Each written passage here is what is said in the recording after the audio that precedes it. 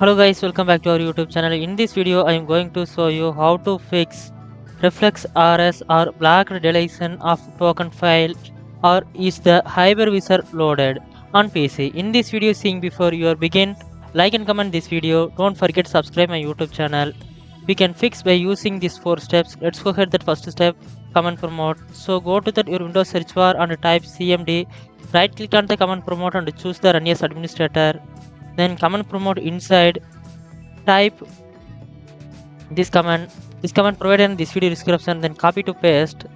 So then go to the command promote, here you can paste and hit the enter. This operation completed successfully.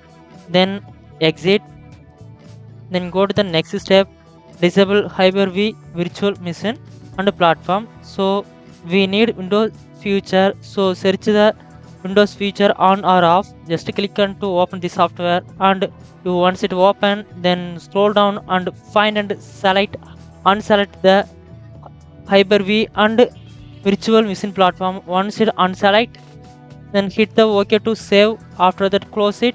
Then finally go to the start menu and click on the power button and choose the restart button. Click to restart your system. After that might be fix this problem.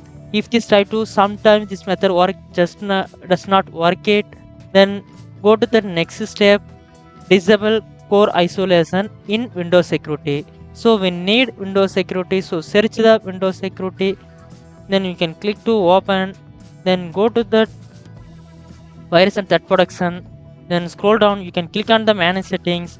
If this real time protection is turn it on, simply turn it off. After that come to back, then again go to the start menu and click on the power button and choose the restart button. Click to restart your system. After that it will have solve your problem. And if you have any doubt, go to the comment section, leave the comment and I will definitely reply to you. Thanks for watching, and don't forget to subscribe my YouTube channel.